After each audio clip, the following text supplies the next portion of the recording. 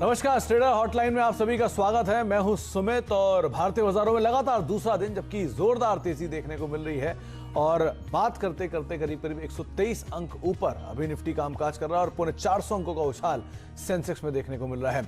आपकी स्क्रीन पर माध्यम दिख रहे होंगे आपको, जहां पर आप सवाल पूछ सकते हैं। आप हमारे से एफएनओ के कैश मार्केट के सवाल पूछ सकते हैं। आस्क आवाज एफएनओ और आस्क आवाज कैश, ये आपके लिए हैशटैग्स रहेंगे। साथ साथ व्हाट्सएप नंबर भी आप स्क्रीन पर देख पा रहे हैं, जिस पर आप मैसेज भेजकर भी अपने सवाल को पूछ सकते हैं।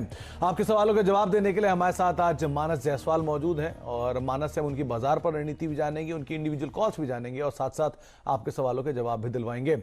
मानस नमस्कार, स्वागत है आपका कार्यक्रम में। आपसे जब आखिरी बात हुई थी तब आपने बाजार में तेजी की उम्मीद जताई थी और ये कहा था कि 14,850 के ऊपर मार्केट सस्टेन करता है तो और तेजी बढ़ सकती है। 14,900 के करीब निफ्टी अभी कामकाज कर रहा है। क्या रणनीति रखी जाए बाजार में? नमस्कार सुमित जी। देखिए, मेरा अभी भी वही मानना है कि क्योंकि निफ्टी 14,850 के ऊपर अब सस्टेन करने लगा है, मैं तो उम्मीद करता हूं कि अब यहां से एक डिसेंट अप मूव देखने को मिलेगा। शायद 15,200 तक के स्तर आपको निफ्टी में बहुत ही जल्द देखने को मिल सकते हैं। तो खरीदारी करने के मौके हैं। 14,700 के नीचे स्टॉप लॉस रखना है। 14,700 के नीचे स्टॉप लॉस रखें और खरीदारी के मौके आपको अभी भी मानस बता रहे हैं, यहां पर आप यूज कर सकते हैं। अच्छा, आपने मौकों की बात की मानस, तो कौन से वो दो मौके आप चुन के लाए हैं जहां पर खरीदारी की जा सकती है? देखिए, क्योंकि सरकारी क्षेत्र बेहतरीन प्रदर्शन कर रहा है तो उनमें से एक एनटीपीसी है। एनटीपीसी ने कुछ टाइम पहले ही, मैंने पहले ही बात की थी कि ट्रायंगुलर पैटर्न का ब्रेकआउट दिया है और आज फिर से कंसोलिडेशन के बाद एक फ्रेश ब्रेकआउट देखने को मिला है। तो एनटीपीसी में अभी खरीदारी करिए। 109 रुपए का स्टॉप लॉस रखिए, 120 रुपए के टारगेट रहेंगे। और दूसरा स्टॉक है इंडिया बुल हाउसिंग फाइनेंस। देखिए, यहाँ पर स्टॉक लगातार 200 दिनों के मूविंग एवरेज पे पिछले करीब 7-8 ट्रेडिंग सेशन से सपोर्ट ले रहा था, लेकिन फाइनली आज एक ब्रेकआउट देखने को मिला है। तो इंडिया बुल हाउसिंग फाइनेंस में खरीदारी करिए। करंट भाव पे 227 रुपए का स्टॉप लॉस रखिए और 250 के टारगेट सेट करिए। तो इंडिया बुल्स हाउसिंग एक नाम है, 250 रुपए के टारगेट्स के लिए आप खरीदारी करें, 227 का स्टॉप लॉस मेंटेन करें। और जो पीएसयू इंडेक्स में जोरदार तेजी है उसको इन कैश कर रहे हैं मानस। उनको लगता है कि एनटीपीसी पे आप खरीदारी कर सकते हैं। 120 रुपए का टारगेट रहेगा और 109 रुपए का स्टॉप लॉस यहां पर आप मेंटेन कर सकते हैं। चलिए, अब सवाल जवाब का सिलसिला शुरू करते हैं और हमारे साथ पहले दर्शक हमारे साथ मौजूद भी हैं, फरीदाबाद से मुकेश जी मौजूद है। मुकेश जी नमस्कार। नमस्कार जी। नमस्कार मुकेश जी, क्या सवाल है आपका, पूछिए। सर, मैं लॉन्ग टर्म इन्वेस्टर हूँ। I bought many shares during the lockdown and one of them was Deepak chemicals nitrite. Deepak Nitrite. जी। I bought 10 shares at 475. Okay. And yesterday I sold 50% of my holding at 1573. Okay. So what about the balance? Should I hold it or should I get out of it? बहुत बढ़िया रणनीति आपने रखी Mukesh ji. Stress time पर आपने खरीदारी की और आप इतने पेशेंस साथ बने रहे, बहुत बढ़िया। आपने मुनाफा भी इसीलिए कमा रहे हैं। मानस, दीपक नाइट्राइट शानदार शेयर और शानदार भाव पे खरीदारी है इनकी। 475 रुपए के दाम पे खरीदारी, 10 शेयर हैं, पार्टली प्रॉफिट ले चुके हैं। ये भी एक अच्छी अकलमंदी इन्होंने इसमें की है। अभी भी इनके पास रिमेनिंग स्टेक है, क्या किया जाए? ये बने रहे अपनी पोजीशन के अंदर और अगर नीचे मिले तो खरीदारी करें, क्या करें? देखिए, इन्होंने काफी पेशेंस रखा। 475 के भाव वाला स्टॉक इन्होंने कल 1585 में बेचा, तो एक बेहतरीन प्रॉफिट इनको ऑलरेडी बन गया है। अब जो रिमेनिंग क्वांटिटी है, मेरे हिसाब से वहां पर आपको स्टॉप लॉस रिवाइज कर लेना है। ऊपर के साइड पे 1400 के नीचे आप स्टॉप लॉस रखिए, रिमेनिंग क्वांटिटी का बने रहिए, क्योंकि अभी तक चार्ट में कोई वीकनेस नहीं दिख रही है सुमित जी। लेकिन अब एक टेक्निकल टारगेट देना थोड़ा सा मुश्किल लगता है। तो केवल स्ट्रेटेजी ये रहेगी कि आपको टाइम टू टाइम अपने स्टॉप लॉसेज ऊपर की तरफ रिवाइज करने हैं और जो रिमेनिंग क्वांटिटी है वहां बने रहना है। तो 1400 के स्टॉप लॉस से दीपक नाइट्राइट में बने रहिए।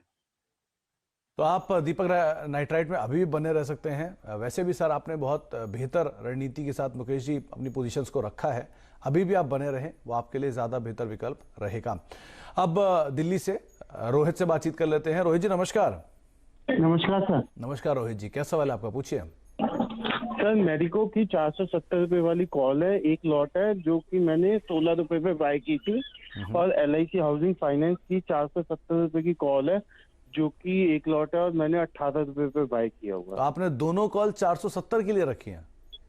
नहीं, हाँ जी सर, 470 की नहीं, वो तो 410 की है, सॉरी। अच्छा, मेरिको की 410 की है और LIC हाउसिंग फाइनेंस की 470 की है, राइट? हाँ जी हाँ जी हाँ जी। ओके मानस, एक मैरिको पर सवाल है, एक इन्होंने कॉल ले रखी है 16 रुपए पर, 410 की स्ट्राइक की, और दूसरी LIC हाउसिंग फाइनेंस में 470 की स्ट्राइक करीब 18 रुपए पे इन्होंने खरीदारी कर रखी है। क्या किया जाए इन दोनों में?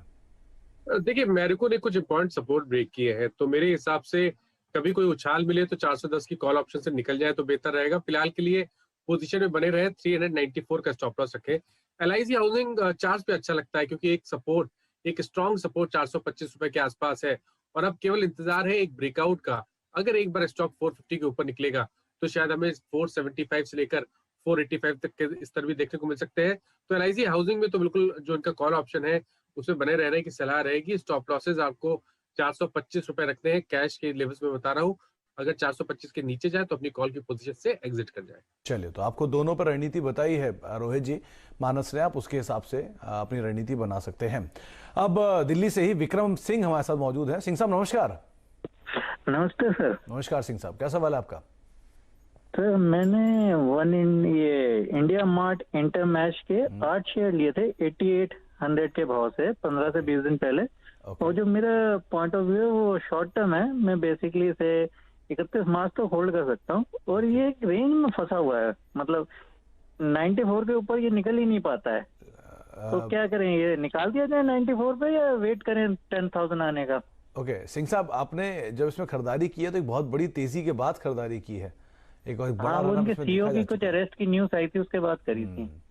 चलिए मानस, इन्होंने खरीदारी की है 8800 के दाम पर, करीब 200-250 रुपए फिलहाल पर शेयर नीचे है इनकी खरीदारी से, लेकिन इनका ऑब्जर्वेशन है कि ये जो 10,000 का आंकड़ा है वो पार नहीं कर पा रहा है।